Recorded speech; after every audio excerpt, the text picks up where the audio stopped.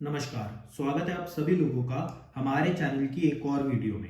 पिछली वीडियो में हमने बात करी थी कि हमारी कुंडली में जो सैजिटेरियस साइन होता है, जिसको हम धनु राशि बोलते हैं, उसका हमारे जीवन के ऊपर और हमारी कुंडली में क्या प्रभाव होता है, क्या इफेक्ट होता है। और जो सैजिटेरियस साइन होता है, जब वो हमारी कुंडली में 1 से लेकर 12 घरों में जाता है, तो उसका हमारे जीवन के ऊपर क्या प्रभाव पड़ता है। तो अगर आप लोगों ने अभी तक वो वाली वीडियो नहीं देखी तो अवश्य ही देख लें, क्योंकि आज हम बात करेंगे उससे अगले साइन, उससे अगली राशि के बारे में, जो कि है कैप्रिकॉर्न साइन, जिसको अगर आप एस्ट्रोलॉजी की भाषा में या फिर ज्योतिष की भाषा में बोलो तो आज हम बात करेंगे मकर राशि के बारे में कि मकर राशि का आपके जीवन में क्या प्रभाव पड़ता है। और आपकी कुंडली के अंदर मकर राशि जब 1 से लेकर 12 घरों में जाती है, प्रवेश करती है, तो वो आपके जीवन के अंदर किन चीजों को दर्शा रही है, इसके इफेक्ट क्या होंगे।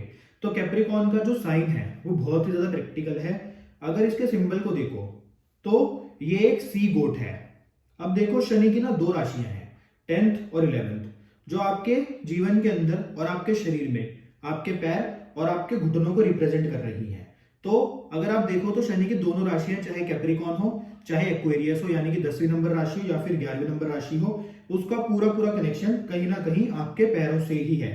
और ये जो सी गोट होती है, अगर आप इसके बारे में थोड़ा बहुत पढ़ेंगे तो आपको पता लगेगा कि ये जो सी गोट है, जो 10वीं नंबर राशि का सिंबल है, यानी कि जो कैप्रिकॉर्न का सिंबल है सी गोट, ये जब पहाड़ों के ऊपर क्लाइम करती है तो ये अपने पैरों को पूरा उस पहाड़ के अंदर गड़ा देती है, ढसा देती है, यानी कि आप इसको हिला नहीं सकते।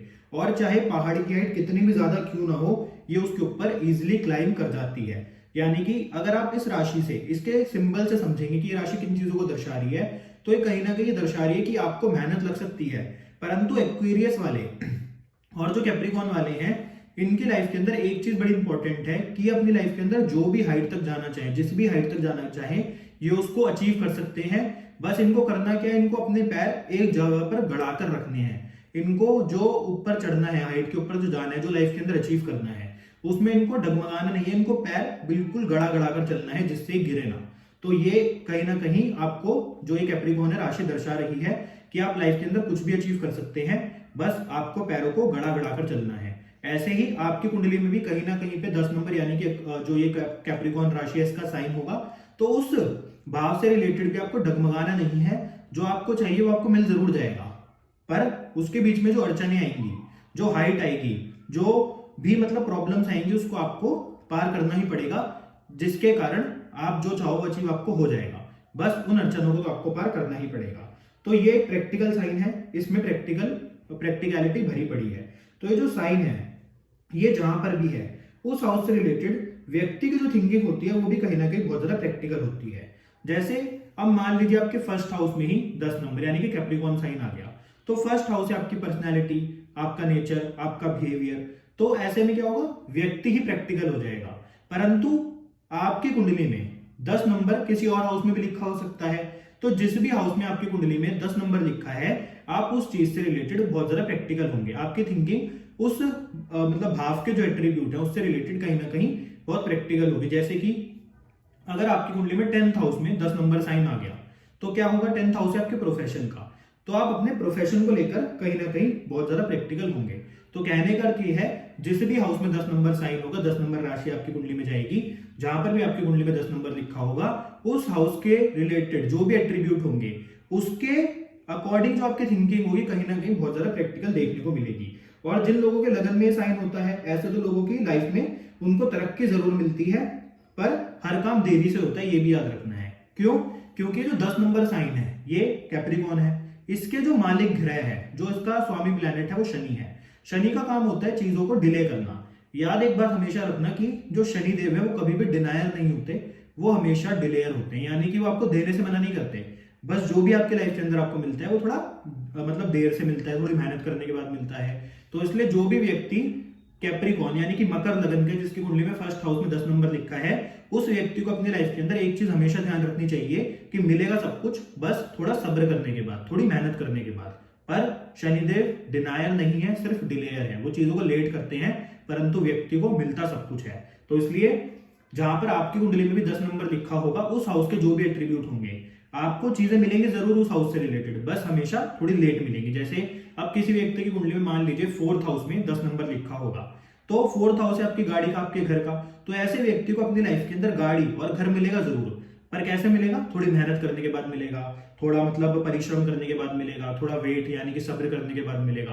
तो इसलिए कैप्रिकॉर्न राशि कहीं ना कहीं सब्र को दर्शाती है कि व्यक्ति को उस हाउस से रिलेटेड कहीं ना कहीं थोड़ा सब्र करना पड़ता है, थोड़ा वेट करना पड़ता है, उसके बाद चीजें मिलती हैं, क्योंकि शनिदेव का काम है चीजों को लेट करना। तो इसलिए जिस भी हाउस में 10 नंबर राशि है उस हाउस के एट्रीब्यूट के पीछे आप भागो मत, सब कुछ मिलेगा, बस थोड़ा लेट मिलेगा।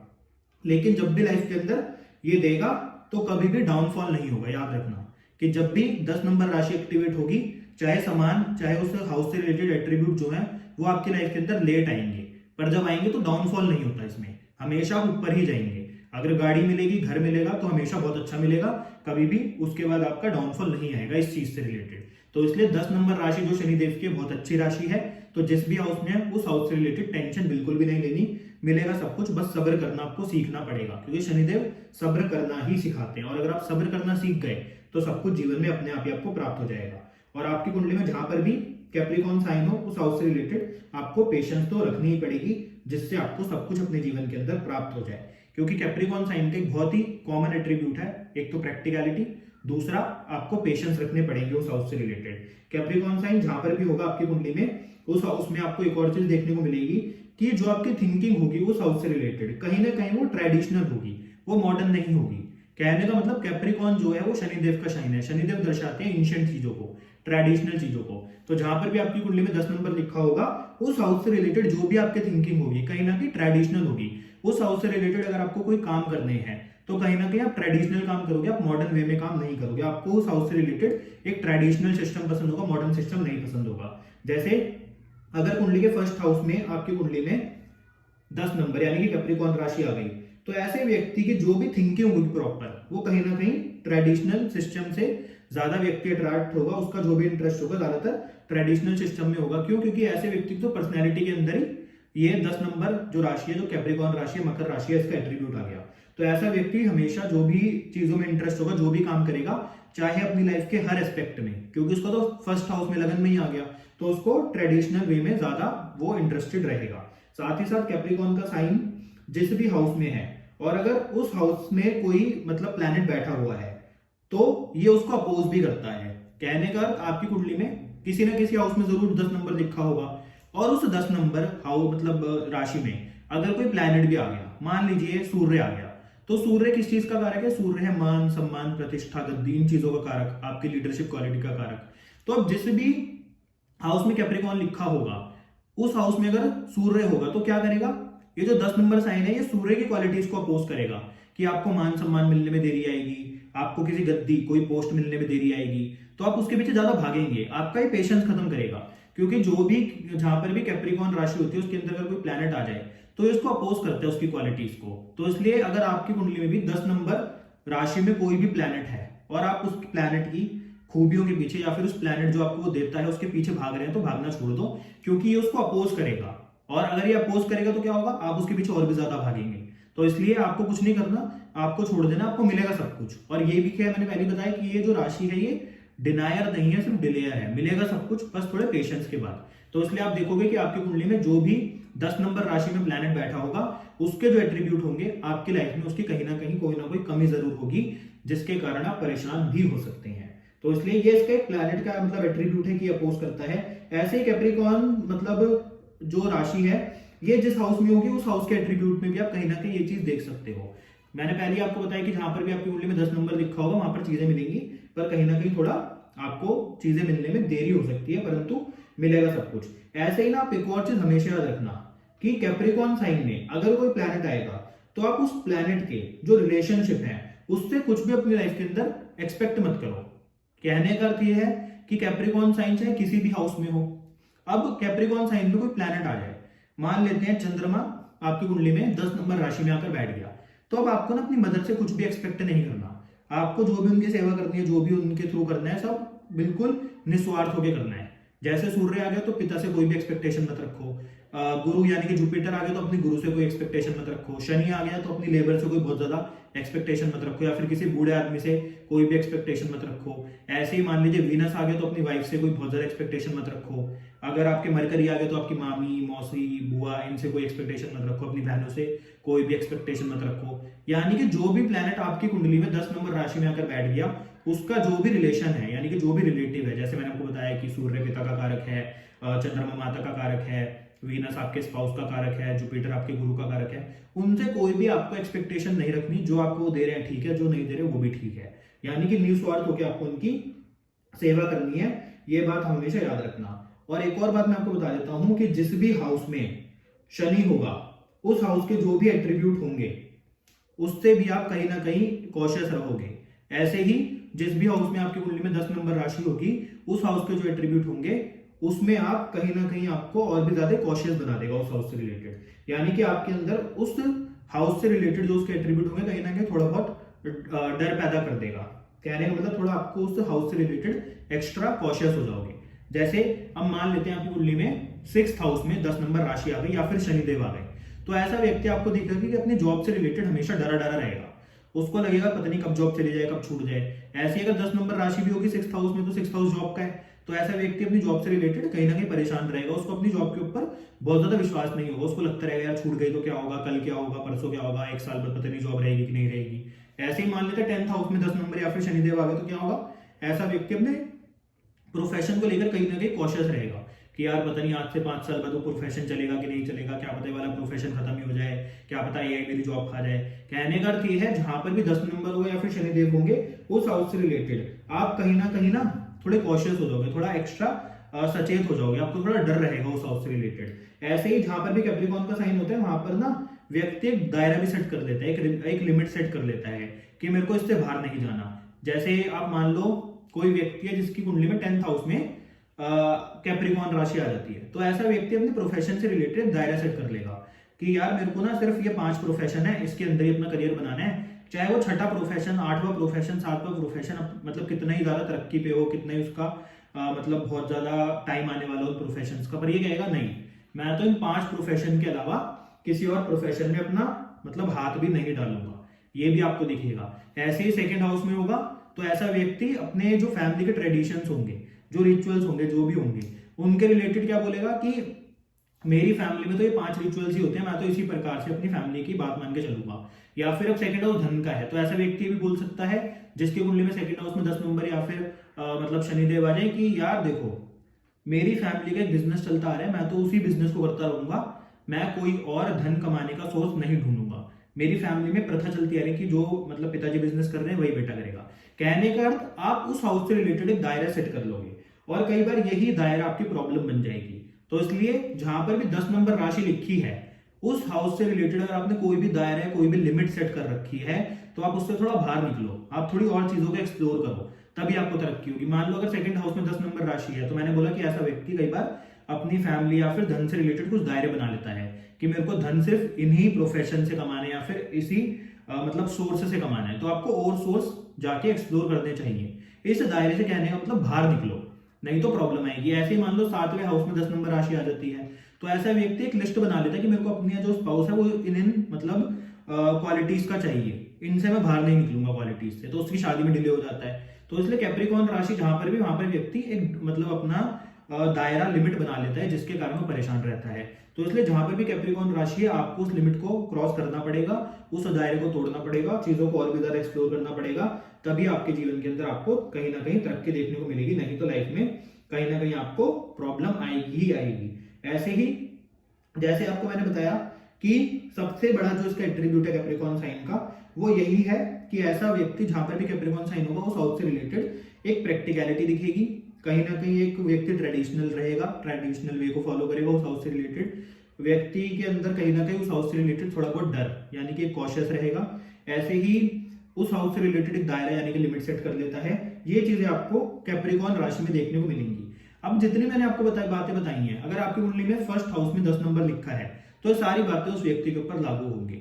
तो 1st हाउस लगन में कुछ इस प्रकार के आपको इफेक्ट देखने को मिलेंगे।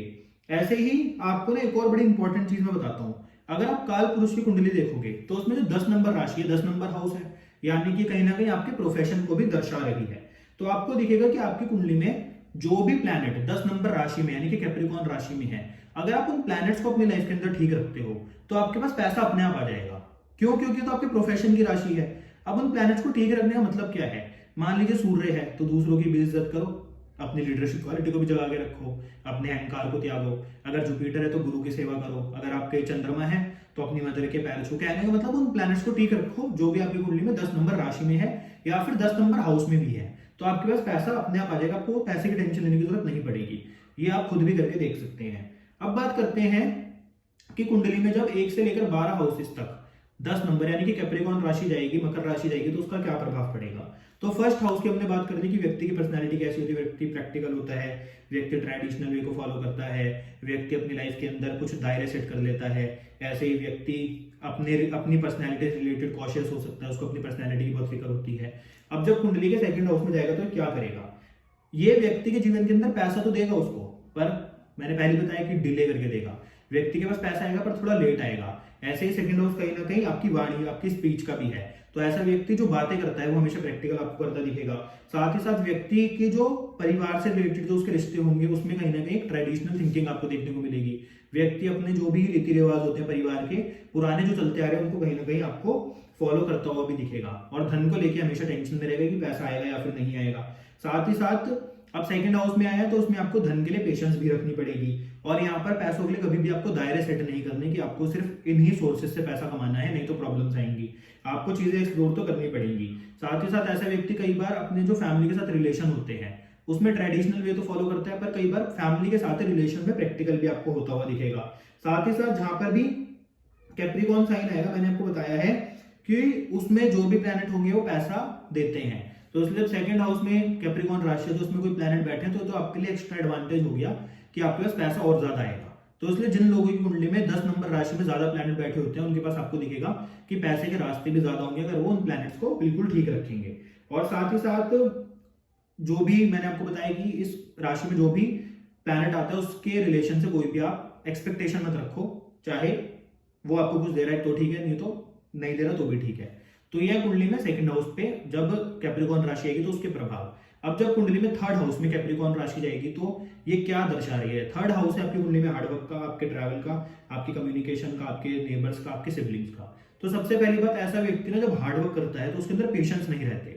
हार्डवर्क के वो दायरे सेट कर लेते कि मैं तो सिर्फ इतनी ही मेहनत करूंगा, तो ये प्रॉब्लम आती है। उसको क्या करना चाहिए? उसको पेशेंस रखना चाहिए। जब वो हार्डवर्क करेगा रिजल्ट जरूर मिलेगा, चाहे थोड़ा लेट मिले, क्योंकि मैंने बताया कि डिले है पर डिनायल नहीं है शनि। ऐसे ही ऐसे व्यक्ति के अब थर्ड हाउस में आया है तो थर्ड हाउस सिबलिंग्स और नेबर्स का है। हो सकता है कि इसके आसपास के जो इसके नेबर्स हो या फिर जो इसके सिबलिंग्स हो, आसपास का एनवायरनमेंट हो, वो भी लोग कहीं ना कहीं जो ट्रेडिशनल लाइफ है उसको कहीं ना कहीं फॉलो करते हो। ऐसा व्यक्ति कई बार ट्रैवल जो करने जाता है, जो इसके ट्रेडिशन में मतलब चीजें मानी जाती है, उन स्थानों के ऊपर ही ट्रैवल करने जा सकता है। साथ ही साथ ऐसा व्यक्ति, मैंने बताया कि ये जहां पर भी कैप्रिकॉर्न राशि आएगी वो कॉशियस को दर्शा रही है कि व्यक्ति वहां पे थोड़ा डरा डरा रहेगा। तो ऐसा व्यक्ति किन चीजों डर के रहता है? कई बार इसको ट्रैवल से रिलेटेड डर लगता है कि यार पता नहीं यात्रा ठीक रहेगी कि नहीं रहेगी। कई बार ऐसा व्यक्ति इन चीजों को लेकर डरता है कि यार पता नहीं मैं हार्डवर्क कर तो रहा हूं, अब पता नहीं इसका रिजल्ट मिलेगा या फिर नहीं मिलेगा। साथ ही साथ ऐसा व्यक्ति कम्युनिकेट कैसे करेगा? जो भी ये व्यक्ति बोलता है उसमें आपको स्पीच जो उसकी होगी, कम्युनिकेशन की जो स्किल्स होंगी, उसमें कहीं ना कहीं एक मिठास भी दिखेगी। धार्मिक बातें करता हुआ भी दिख सकता है व्यक्ति आपको। साथ ही साथ जब थर्ड हाउस में 10 नंबर आएगा तो उसमें आपको ना कुछ चीजें ऐसी दिखेंगी जो मतलब थोड़ी अजीब होंगी। जैसे अब थर्ड हाउस में नेबर्स और सिबलिंग्स का है तो व्यक्ति अपने सिबलिंग्स के साथ और नेबर्स के साथ प्रैक्टिकल रिलेशन निभाएगा कि काम की बात करेगा, उसके अलावा उसको कोई मतलब नहीं, ठीक है यार जो है, ऐसा कुछ नहीं है कि बहुत ज्यादा उनके साथ घुल मिल के रहे। कहने का मतलब सिबलिंग्स के साथ बहुत ज्यादा प्रैक्टिकलिटी, कि सिबलिंग्स के साथ और मान लो नेबर्स के साथ कुछ ऐसा रिलेशन होगा कि सिर्फ काम की बात करूंगा, उसके अलावा कोई बहुत ज्यादा बात नहीं करूंगा, ये आपको देखने को मिलेगा। साथ ही साथ ऐसा व्यक्ति हार्डवर्क मैंने बताया उसमें दायरे रख लेता है, या फिर ट्रैवल से रिलेटेड दायरे रख लेता है कि मेरे को तो सिर्फ इंडिया में ट्रैवल करना है, उसके अलावा बाहर जब जाऊंगा तो सोचूंगा। कहने का अर्थ है, कहने मतलब ट्रैवल से रिलेटेड दायरे यानी कि लिमिट रख सकता है। साथ ही साथ ऐसा व्यक्ति जो थर्ड हाउस है कहीं ना कहीं आपके स्किल्स का है, तो ये व्यक्ति कई बार बोलते हैं कि हम तो अपनी ट्रेडिशनल स्किल्स सीखेंगे, जो हमारे बाप दादा करते रहते हैं, हम तो उस प्रकार के स्किल्स में जाएंगे। या फिर ये लोग कई बार स्किल्स में भी दायरे बना लेते हैं कि मेरे को तो 4 स्किल्स आनी चाहिए, उसके अलावा मेरे को और कुछ नहीं चाहिए। कहने का अर्थ है, तो जहां पर कैप्रिकॉर्न साइन है वहां पर ये चीजें आपको देखने को मिलेंगी। अब जब कुंडली के फोर्थ हाउस में कैप्रिकॉर्न साइन जाएगा तो क्या दिखेगा? ऐसे व्यक्ति की लाइफ के अंदर जो घर और गाड़ी होगी उसको लेने में थोड़ा टाइम लगेगा, डिले होगा, परंतु क्या करना है, पेशेंस रखने हैं। दूसरा, ऐसे व्यक्ति की जो मदर होंगी बहुत ज्यादा ट्रेडिशनल थिंकिंग की होंगी। ऐसे व्यक्ति के अपनी मदर के साथ कैसे रिलेशन होंगे, प्रैक्टिकल होंगे। साथ ही साथ इस हाउस के एट्रीब्यूट को लेकर कहीं ना कहीं कॉशियस रहेगा, मदर की टेंशन रहेगी। साथ ही साथ कि मदर ठीक रहेंगी या फिर नहीं रहेंगी, यानी कि मदर को लेकर एक टेंशन रहेगी। घर गाड़ी को लेकर टेंशन रहेगी कि जो मैंने घर और गाड़ी सोची है क्या मेरे को मिलेगी कि नहीं मिलेगी, पता नहीं, मैं मेहनत तो करता जा रहा हूँ, क्या पता घर और गाड़ी ले पाऊँ या फिर नहीं ले पाऊँ, सबके पास गाड़ी घर है, पता नहीं मैं ले पाऊंगा कि नहीं। कहने मतलब इस हाउस से रिलेटेड कहीं ना कहीं कॉशियस एक डर बना रहेगा।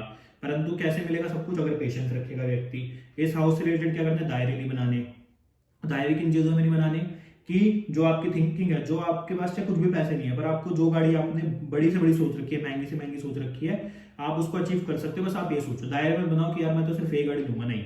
आप जो जितनी बड़ी गाड़ी, जितना बड़ा घर सोचना चाहते हो उतना बड़ा आप सोचो, सोचने के कोई पैसे नहीं लगते, आपको सब कुछ अचीव हो जाएगा। पर अगर आप दायरे बना लोगे फिर प्रॉब्लम्स आएंगी। दूसरा, ऐसे दायरे में बनाओ कि मेरे को सिर्फ यही गाड़ी लेनी है या फिर सिर्फ यही घर लेना है, वो भी प्रॉब्लम क्रिएट करेगा। थोड़ा एक्सप्लोर करो चीजों को, तो लाइफ के अंदर सब कुछ प्राप्त हो जाएगा। साथ ही साथ प्रैक्टिकलिटी मैंने आपको बताया कि मदर के साथ ऐसा व्यक्ति कहीं ना कहीं प्रैक्टिकल होता है।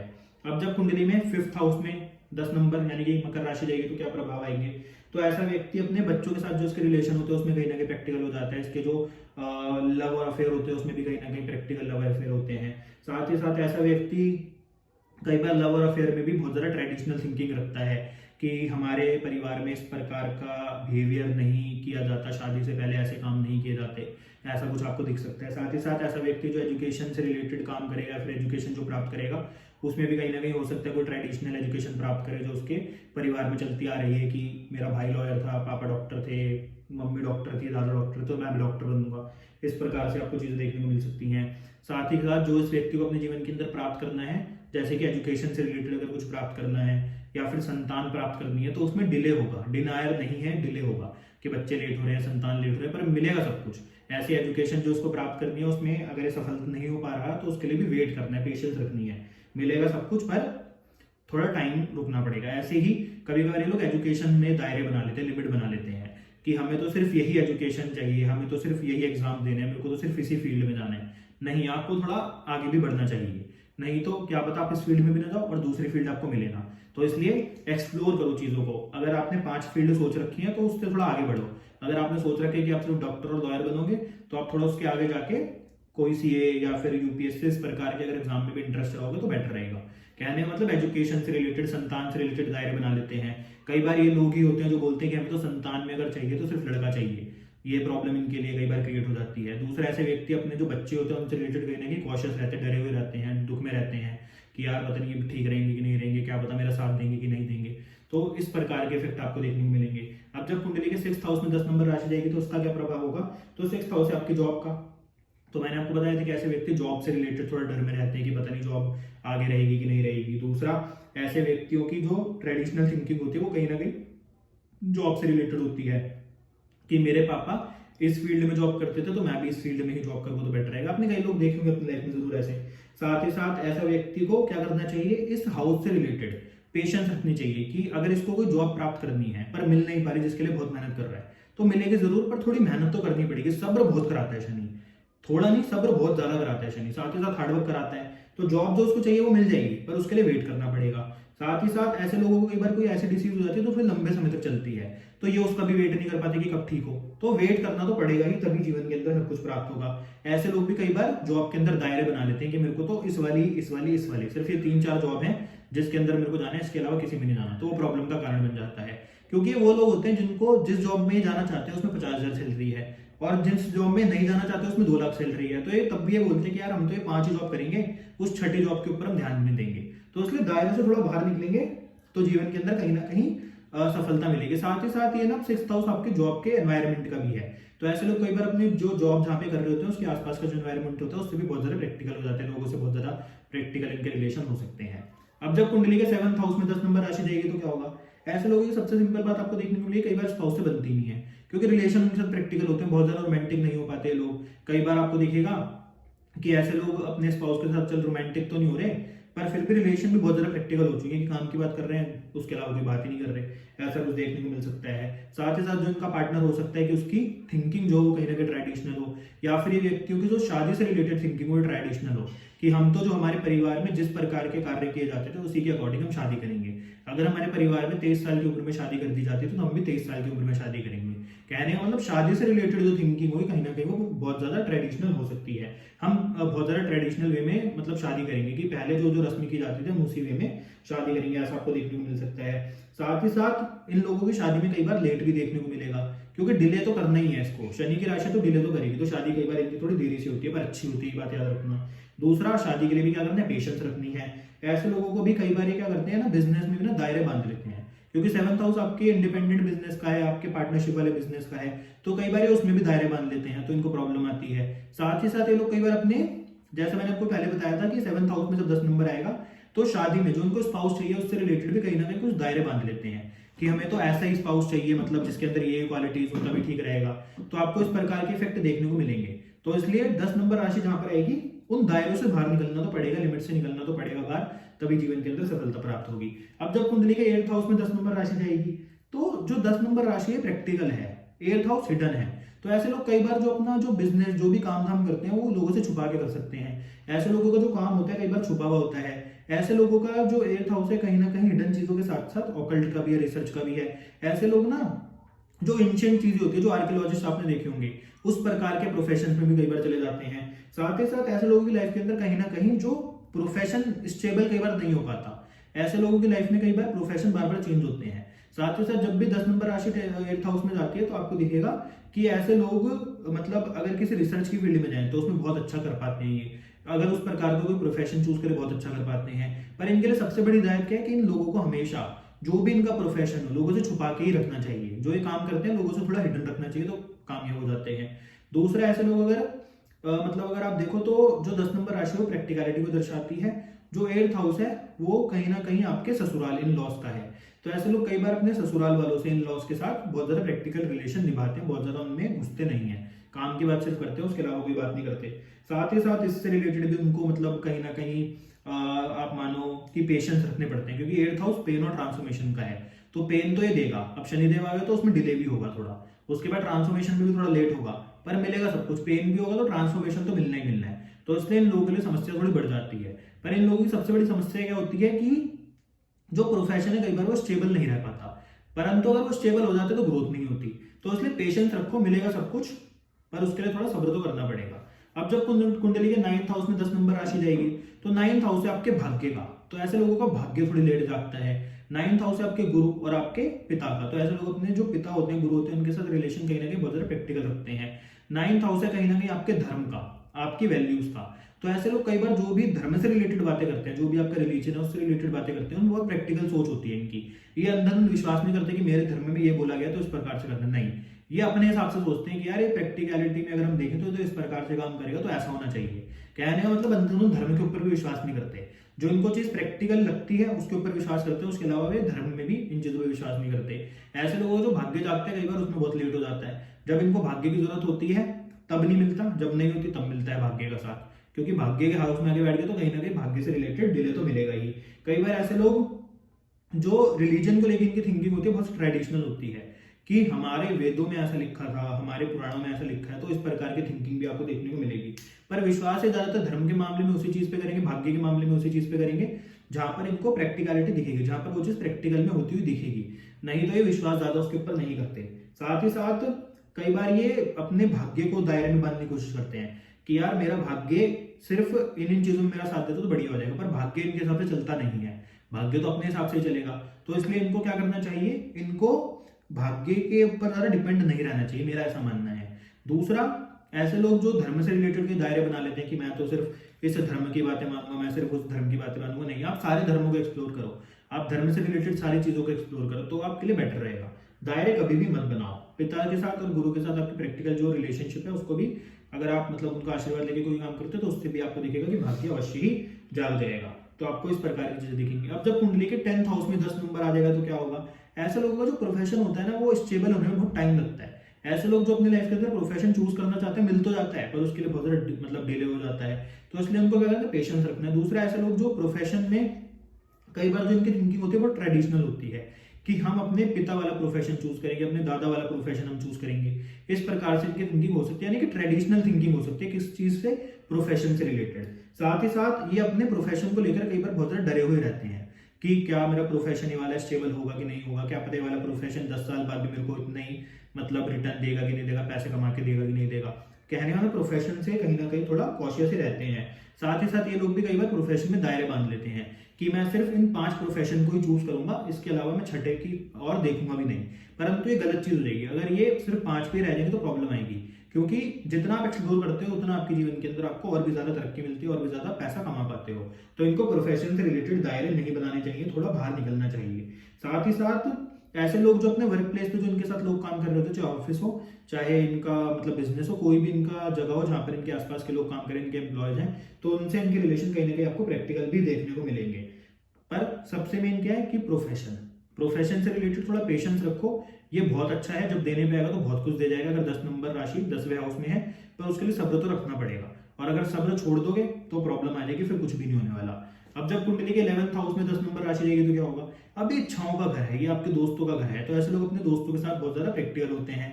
इनके आसपास का जो फ्रेंड सर्कल होता है उसमें भी कहीं ना कहीं इनके रिलेशन उनके साथ बहुत ज्यादा आपको प्रैक्टिकल देखने को मिलेंगे। दूसरा, ये लोग होते हैं जो कर्म तो कर लेते हैं, अब इनको टेंशन किस चीज के, डरे किस चीज से हुए हैं कि क्या पता जो हमने कर्म करे उसके हमें रिजल्ट मिलेंगे कि नहीं मिलेंगे, मिलेंगे तो कैसे मिलेंगे। साथ ही साथ ये लोग अपने मतलब फ्रेंड्स से रिलेटेड कुछ दायरे बना लेते हैं कि मेरे को तो सिर्फ 5 प्रकार के दोस्त चाहिए, उनके अंदर ये क्वालिटीज चाहिए, उसके अलावा मेरे को नहीं चाहिए, तो उससे थोड़ा बाहर निकलो। दूसरा, ऐसे लोग अपनी इच्छाओं के कुछ दायरे बना लेते हैं कि ये 5 इच्छाएं मेरी पूरी जाए तो बढ़िया है, इसके अलावा तो कोई ज्यादा टेंशन की बात नहीं है। पर होता क्या है कि दायरे तो बना लेते हैं, अगर वो 5 इच्छाएं भी पूरी हो जाती है उसके बाद अपने आप 5 इच्छाएं दोबारा जागृत हो जाती हैं, तो इच्छाएं कभी खत्म नहीं होती। तो इन लोगों को सबसे ज्यादा जो डर रहता है वो उसी चीज से रहता है कि जो हमने कर्म करे हैं, क्या हमें उसका रिजल्ट मिलेगा कि नहीं मिलेगा, क्या हमने जितनी मेहनत अपने ऑफिस पे करी है क्या उसके अकॉर्डिंग हमें रिटर्न मिलेगा कि नहीं मिलेगा। तो आपको ये चीज देखने को मिलेगी। ऐसे ही ये लोग जब 11th हाउस में ये जाएगा और 10 नंबर, तो अपने दोस्तों के साथ प्रैक्टिकल आपको होते हुए दिखेंगे। साथ ही साथ इनकी इच्छाएं भी हो सकता है कहीं ना कहीं प्रैक्टिकल हो। दूसरा हो सकता है कि इनकी जो थिंकिंग हो रिजल्ट से रिलेटेड हो कहीं ना कहीं ट्रेडिशनल हो, ये भी आपको देखने को मिल सकता है। इनके दोस्त भी ट्रेडिशनल हो सकते हैं कहीं ना कहीं, या फिर इनको जो दोस्त पसंद हो कहीं ना कहीं वो ट्रेडिशनल हो। इस प्रकार से कहने का मतलब ट्रेडिशन कहीं ना कहीं जुड़ेगा इसमें। उस हाउस से रिलेटेड जहां पर कैप्रिकॉर्न है वहां पर आपको ट्रेडिशनल थिंकिंग देखने को मिलेगी। अब जब कुंडली के 12th हाउस में 10 नंबर राशि जाएगी तो किन चीजों को दर्शा रही है, तो 12th नंबर जो हाउस है ये है आपके मोक्ष का। 12th नंबर जो हाउस है ये है आपके फॉरेन सेटलमेंट का। अब यहाँ पे जब 10 नंबर राशि जाएगी तो कहीं ना कहीं एक चीज को दर्शा रही है कि ऐसे लोगों का जो प्रोफेशन होगा वो कई बार इनको इनके जन्म स्थान से दूर ले जाता है, फॉरेन में सेट करा देता है कई बार। अब जो 10 नंबर राशि है वो भी थोड़ा सब्र को दर्शाती है, और जो 12th हाउस है ये भी कहीं ना कहीं त्रिक भावों में से एक है, यानी कि जो चीज मिलेगी उसमें हमेशा डिले होगा। हो सकता है, सबसे बड़ी बात क्या है, इनका जो बिजनेस है इनके जन्म स्थान से दूर होगा, ये आपको देखने को मिलेगा। दूसरा, इसमें भी क्या करना है, पेशेंस रखने हैं। ऐसे लोगों को कई बार ना फॉरेन जाने की बड़ी जल्दी होती है पर वो जा नहीं पाते, तो उसके लिए क्या करना है, पेशेंस रखना है, सब्र रखना है, तो अपने आप फॉरेन पहुंच जाओगे। दूसरा, ऐसे लोग कई बार मोक्ष के दायरे बना लेते हैं कि अगर हम इस प्रकार की साधना करेंगे तभी हमें मोक्ष प्राप्त होगा, जो कि नहीं करना, क्योंकि मोक्ष का रास्ता तो जो भगवान ने आपके लिए चुन रखा है आपको उसी के अकॉर्डिंग मिलेगा, क्योंकि 12th हाउस मोक्ष का है। तो ये दायरे किसमें, मोक्ष में बनाएंगे। अगर हम इस प्रकार की साधना करेंगे तभी हमें मोक्ष मिलेगा, अगर हम इस प्रकार की मेडिटेशन करेंगे तभी हमें मोक्ष की प्राप्ति होगी, पर नहीं, आपके लिए जो भगवान ने मार्ग चूज कर रखा होगा आपको उसी के अकॉर्डिंग मोक्ष मिलेगा। दूसरा, ऐसे लोगों की मोक्ष से रिलेटिव भी कहीं ना कहीं प्रैक्टिकल थिंकिंग होती है। इनको लगता है कि यार ये साइंस ऐसा कह रही है, यार ये प्रैक्टिकल वे में तो उस प्रकार से मोक्ष का मतलब निकल रहा है, तो ये कई बार उस प्रकार से मोक्ष के मीनिंग को निकाल लेते हैं। तो इसलिए 12th हाउस में है तो फॉरेन जाना है तो थोड़ा सब्र करें, फॉरेन आप चले जाएंगे, और अगर जाएंगे तो बहुत अच्छा आपको सब कुछ मिलेगा, परंतु सब्र तो करना पड़ेगा। जहां पर कैप्रिकॉर्न राशि वहां पर प्रैक्टिकलिटी है, ट्रेडिशनल वहां पर आपको दिखेगी थिंकिंग। दूसरा, वहां पर सब्र, डिले आपको मिलेगा हर चीज में। चौथा, वहां पर आपको कहीं ना कहीं एक डर देखने को मिलेगा। तो इसलिए जो 12th हाउस में 10 नंबर आता है, ऐसे लोगों को ये भी डर रहता है पता नहीं मरने के बाद मोक्ष मिलेगा या फिर नहीं मिलेगा। तो ये थे कुंडली में जो कैप्रिकॉर्न साइन यानी कि मकर राशि होती है इसके प्रभाव। अब कई लोग बोलते हैं कमेंट में कि आप लोग मतलब आप बार बार कुछ वर्ड्स को रिपीट करते हो, जैसे मैंने आज ट्रेडिशनल, प्रैक्टिकलिटी इनको रिपीट किया। तो आप समझो बात को कि आज का जो हमारा टॉपिक है वो है 10 नंबर राशि। अब इसके जो गुण हैं तो मेरे को आपको बार बार बताने पड़ेंगे हर हाउस से रिलेटेड, जिससे आप समझ पाओ कि कहने का अर्थ है क्या। तो ये था कुंडली में 10 नंबर राशि का प्रभाव। अब कल हम बात करेंगे कुंडली में 11 नंबर राशि जो कि एक्वेरियस है, जो कि शनिदेव की दूसरी राशि है। वो भी बहुत इंटरेस्टिंग राशि है, कल उसके बारे में बात करेंगे। आज के लिए इतना ही, मिलते हैं आपसे नेक्स्ट वीडियो में। धन्यवाद।